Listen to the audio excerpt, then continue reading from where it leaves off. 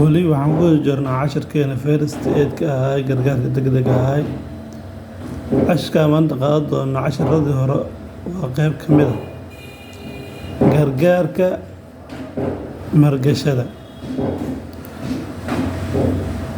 Casharkan qodobo badan oo ka kooban yahay. Qodobka kiis koowaad waxaa waaye qofka margaday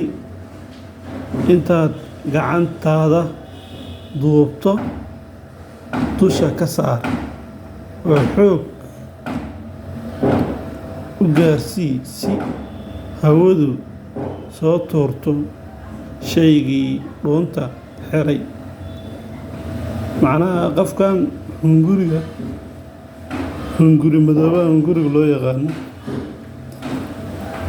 ayaa markuu wax cuno oo maraa raashinka Soomaaliya.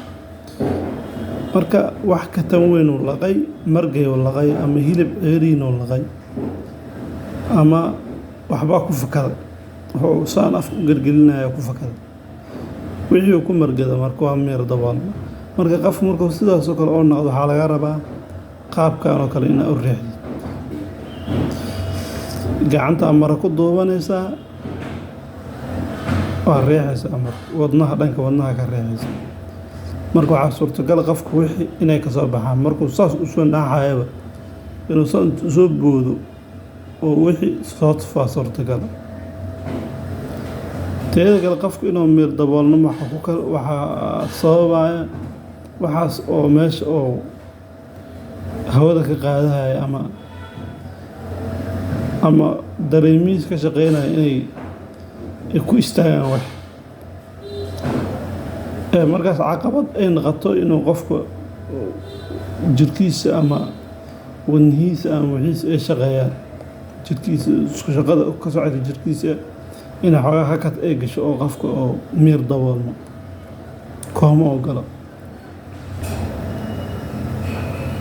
sidoo kale caruurtan waa la mid. Caruurtu waxa waaye badanaa waxay sameeyaan waxyaalo ay afka ka gashtaan ayaga oo ku fikirin waxyaalaha inay dhibaato u geysan karaan. Caruurtu waxa waaye garaadkoodu iska yar yahay iska ilmo marka wixii waxa laga yaabaa inay dhuunta u galaan ka bacdina oo sidaas ku meer dabool ugu tagto cunugii isaga dhameel yaalla oo kala bilaqsa. Marka caruurtana sidaas oo kale ku margaa teeda kale waxyaalaha qaar markay afka geliyaan ma isaas u laqaan maxay dhuuntoodu ay tahay wixii la markii waxa waaye wasxaraya macna dhibaatadaas u gaarsiinaya. qodobka labaad waxa kale qofka ugu gargaari kartaa adiga oo isticmaalayo dhabarkiisa oo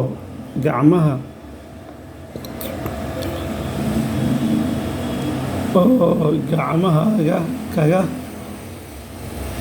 qabta caloosha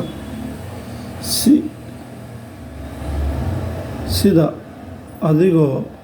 kala jaraya. Taasi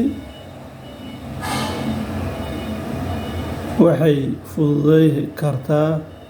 shaygii dhuunta xiray. hore waxaan soo aragnay qof oo waxaan ku margaday laga riixayo dhanka wadnaha hoostiisa. Hadda waxa waaye qodobkan wuxuu ka hadlaa waxaa kaloo laga riixi karaa uu leeyahay dhanka caloosha si oo wix dhuunta oo isku xiro kale oo ku margado kale si uu soo matago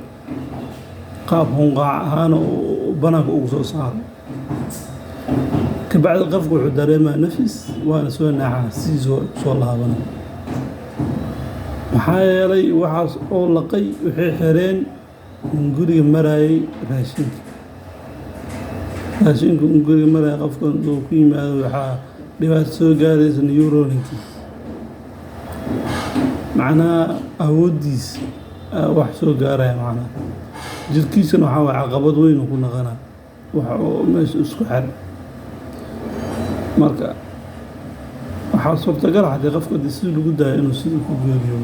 margeesaas uu ku geeriyo okay qodobka ugu dambeeya haddii ceego tahay ka fur ceegada macnaha qofka dhuuntaa kale waxa looga xiray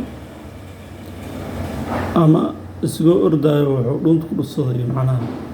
waxyaalaha jidka oo u yaalla oo isagoo arkayn marka dhuunta horta hore dhuunta laba waa mid waxaa loo yaqaanaa hunguriga madow mid waxaa loo yaqaanaa hunguriga cad hunguriga madow waa midka oo raashinka oo maro oo wax walbo la laqaayo la marsiiyo hunguriga cadna waxaa waaye wuxuu si toos ugu xiran yahay sanbabada waxaana soo mara hawada oo qofka banaanka oo ka soo qaato afka iyo sanka wuxuu hawada ka qaato waxay soo maraan hunguriga cad marka si toos mar loogu talagelay marka raashin iyo wax qoyan inay maraan hawada kaliya loogu talagalay hawada si toos waxay u gudbisaa sanbabada si toos waxay u gudbiyaa wadnaha marka dhuunta hawada soo maraysay haddii wax ay soo gaaraan waxaa khatar galayo garaaca wadnaha iyo shaqada sanbabada marka sidaas daraaddeed qofka jidhkiisa uu daciifa oo miyir daboolana saasaa sabab u ah marka casharkeena intaasoo nooga